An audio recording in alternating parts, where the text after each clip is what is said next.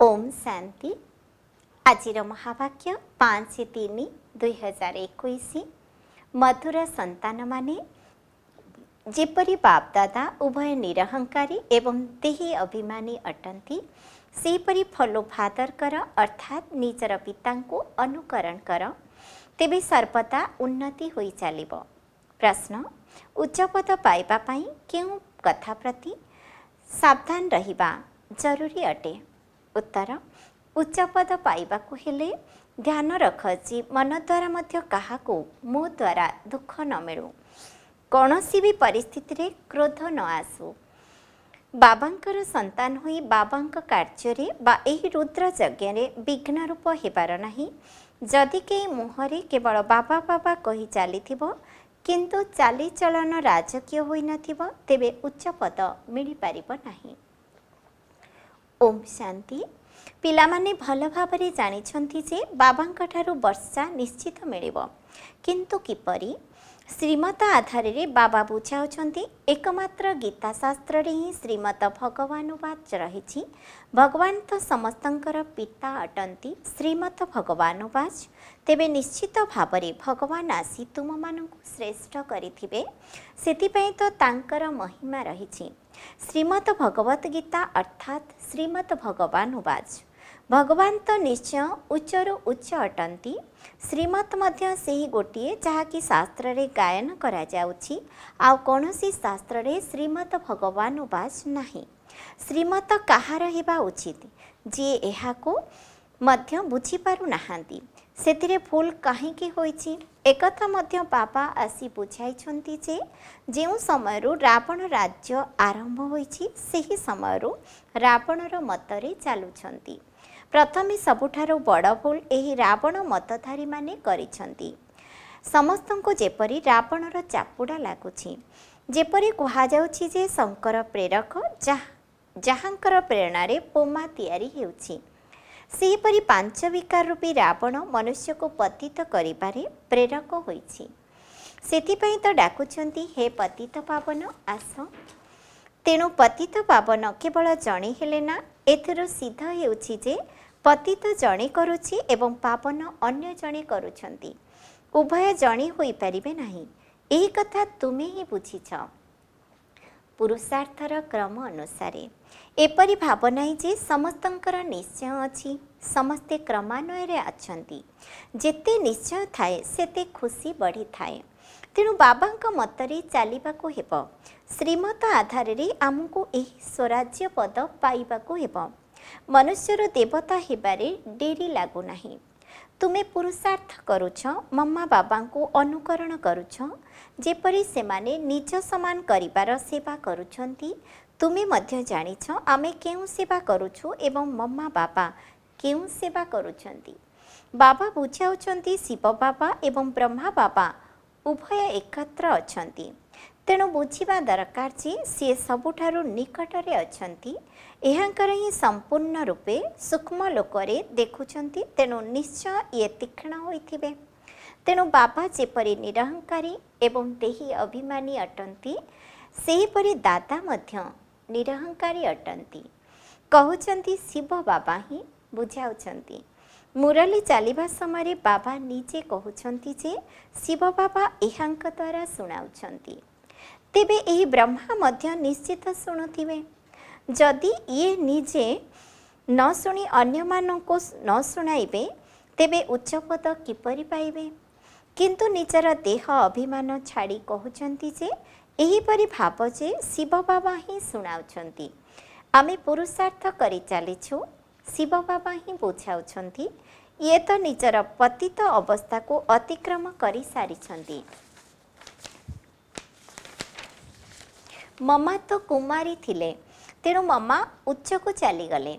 तुमे कुमारी माने मध्य मम्मा को अनुसरण कर। गृहस्थी माने बाबा को अनुसरण करिबा उचित। समस्ते बुझिबा उचित जे मु पतित अटे, मोते पावन हेबाकू पड़िबो। मुख्य कथा बाबा जोगर यात्रा शिखाइछंती। एथिरे देह अभिमान रहिबा उचित नुहे। ଆଚ୍ଛା, ଯଦି ମୁରଲି ଶୁଣାଇ ପାରୁନାହ ତେବେ ଯୋଗର ଯାତ୍ରାରେ ରୁହ, ଯୋଗଯୁକ୍ତ ହୋଇ ମୁରଲି ଶୁଣାଇ ପାରିବ।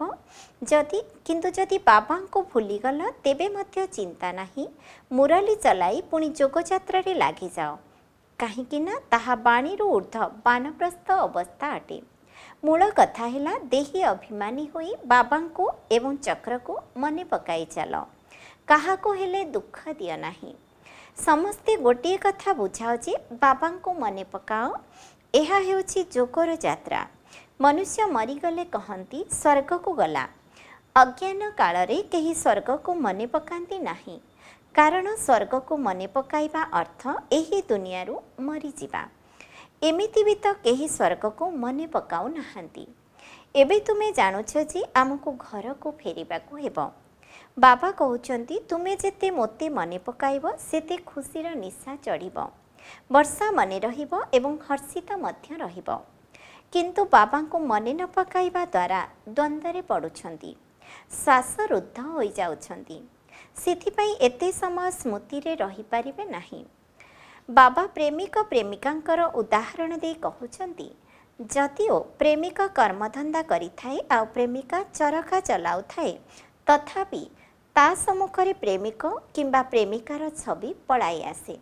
ପ୍ରେମିକା ପ୍ରେମିକକୁ ମନେ ପକାଏ ଆଉ ପ୍ରେମିକ ପ୍ରେମିକାକୁ ମନେ ପକାଏ।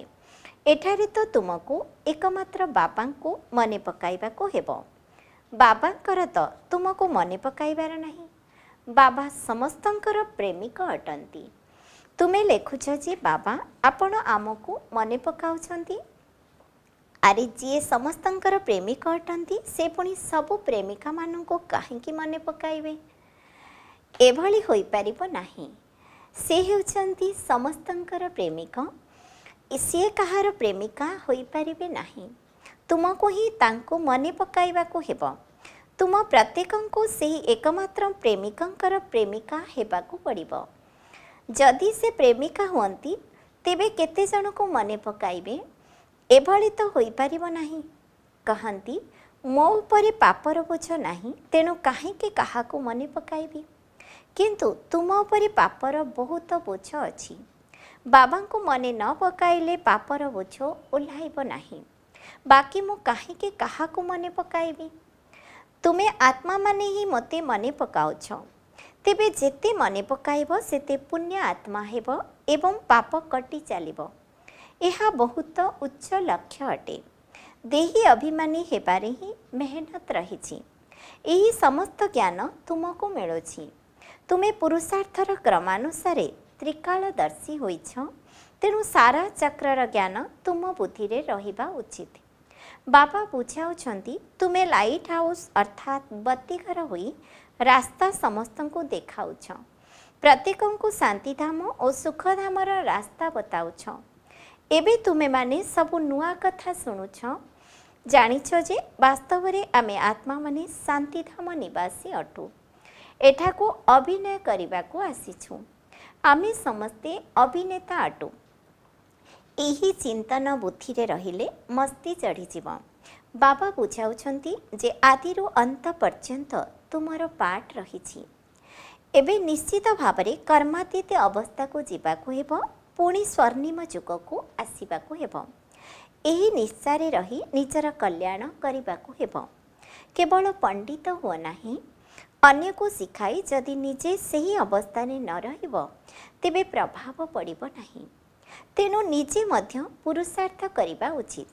ବାବା କହୁଛନ୍ତି ମୁଁ ମଧ୍ୟ ଯୋଗଯୁକ୍ତ ଅବସ୍ଥାରେ ରହିବାକୁ ଚେଷ୍ଟା କରୁଛି, କିନ୍ତୁ କେବେ କେବେ ମାୟାର ତୋଫାନ ଏପରି ଆସୁଛି ଯାହାକି ବୁଦ୍ଧିର ଯୋଗ ଭାଙ୍ଗି ଦେଉଛି।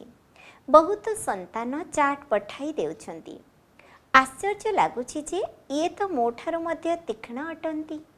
ବୋଧହୁଏ ଭିତରୁ ତୀବ୍ର ଉମଙ୍ଗ ଉତ୍ସାହ ଆସୁଛି, ତେଣୁ ଚାଟ୍ ଲେଖିବାରେ ଲାଗିଯାଉଛନ୍ତି। କିନ୍ତୁ ଏପରି ତୀକ୍ଷ୍ଣ ଭାବେ ଦୌଡ଼ିଲେ ନମ୍ବର 1କୁ ଚାଲିଯିବେ। କିନ୍ତୁ ନା, ସେମାନେ କେବଳ ଚାଟ୍ ଲେଖିଦେଉଛନ୍ତି। ଏପରି ଲେଖୁନାହାନ୍ତି ଯେ ବାବା ଏତେ ଜଣକୁ ନିଜ ସମାନ କରିଛି ଏବଂ ସେମାନେ ମଧ୍ୟ ଲେଖିବା ଦରକାର ଯେ ବାବା ଆମକୁ ଏହି ରାସ୍ତା ବତାଇଛନ୍ତି। ଏପରି ସମାଚାର ଆସୁନାହିଁ। ତେଣୁ ବାବା କ'ଣ ବୁଝିବେ?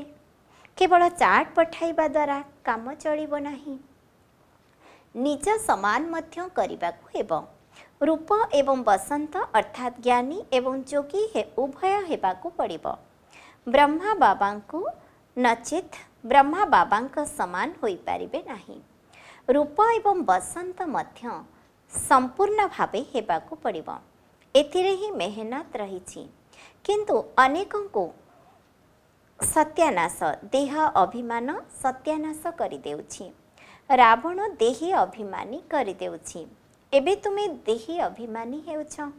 पुणी अधा कल्प परे माया रावण देह अभिमान कराई देउछि। जो माने देही अभिमानी से माने बहुत मीठा होई थांती। एबे तो केही संपूर्ण होई नाहांती। सेथिपई बाबा सबुबेले कहउचंती जे काहार हृदय को कष्ट देवा उचित नुहे, दुख देवा उचित नुहे। समस्तंको बाबांकर परिचय दियो। कहिबा एवं करिबारे मध्य बहुत राजकीयता रहिबा दरकार। ईश्वरीय संतान मानक मुखरु सर्वदा रत्न बाहरिबा उचित। तुमे मनुष्य मानकु जीवदान देउछ। केवल रास्ता बताइबाकु पड़िबो एवं बुझाइबाकु हेबो जे तुमे माने परमात्माकर संतान अटना। तांकठारु तुमको स्वर्गर राजत्व मिलिबा उचित। पुणी ताहा एबे काहींकि नाही। तुमे माने जे मने पकाओ वास्तव रे बाबांक ठारु वर्षा मिलिथिला ना। तुमे भारतवासी देवी देवता थिल। तुमे ही 84 जन्म नेछ। तुमे भाव जे आमे ही लक्ष्मी नारायण कूलर थिलु। निजको कम काहींकि भावुछ। जदि कहउचंती जे बाबा समस्ते कौन सेही कूलर हेबे कि, तेबे बाबा बुझाउछंती जे ये एही कूलर नुहे। एबे ठारू ही खसिबारे लागिछंती। तुमे 84 जन्म नेछ। बाबा 21 जन्मर प्रारब्ध जमा कराइथिले ताहा समाप्त हेबा आरंभ होई गलानी। पाप चढ़ी चढ़ी तमो प्रधान कौड़ी तुल्य होई जाइछि। भारत ही 100% स्वच्छ थिला। तेबे एमानंकु सेही वर्षा केउठारु मिलिला? एकथा अभिनेता ही कहि पारिबे ना। मनुष्य ही अभिनेता अटंती। सेमानंकु जानिबा दरकार जे एही लक्ष्मी नारायण को बादशाही केउठारु मिलिला।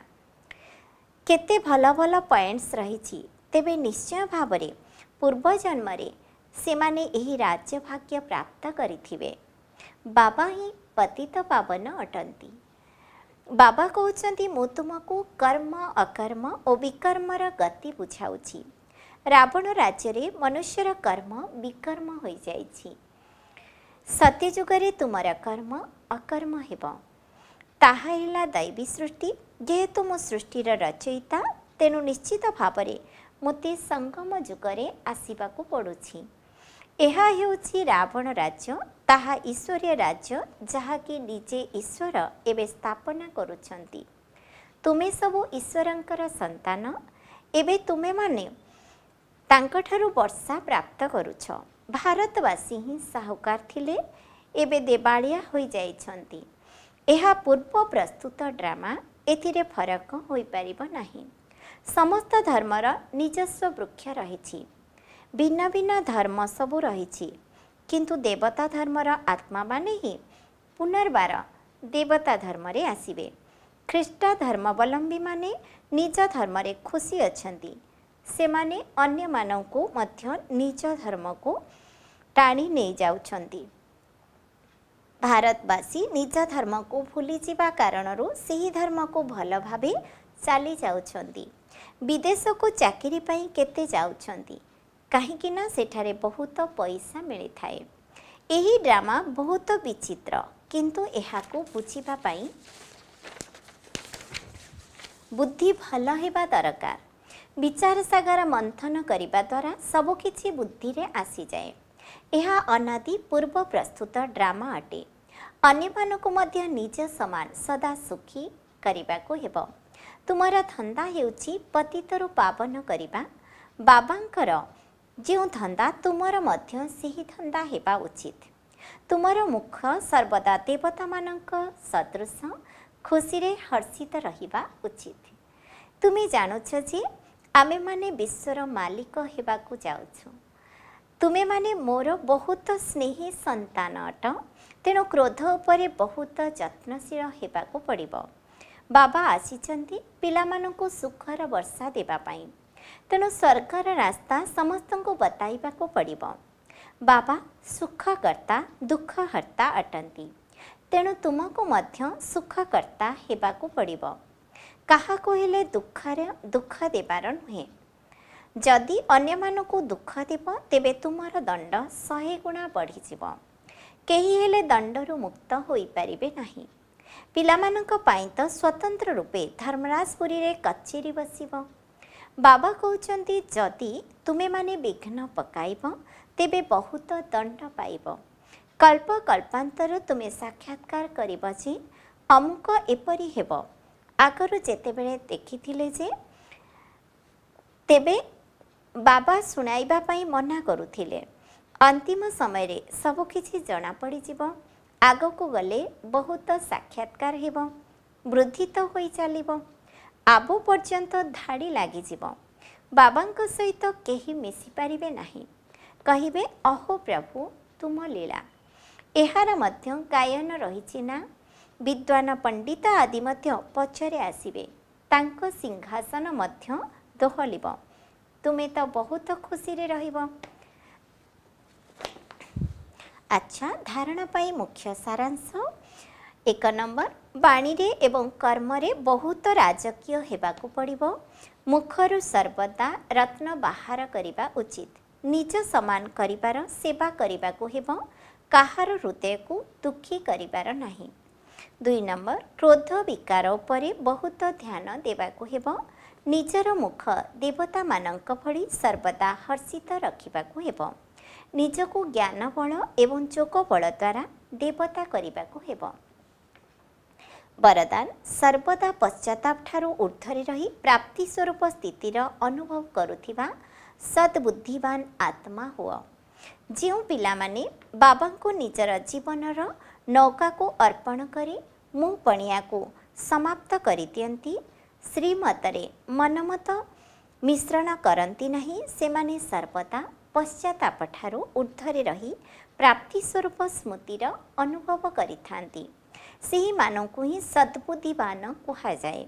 एही भली सद्बुद्धि संपन्न आत्मा माने तोफान को तोहफा अर्थात उपहार मनेकरी स्वभाव संस्कार संघर्ष को आग को बढ़िबार आधार मनेकरी सर्वदा बाबा को निजर साथी करने सहित साक्षी स्थिति रे रही प्रत्येकंकर पाठ को देखि थांती एवं सर्वदा हर्षित होई आग को बढ़ी थांती। स्लोगान, जे माने सुखदाता पितांकर सुखदायी संतान सेमानक निकट को दुखर ढेउ आसी पारिब नाही। ओम शांति।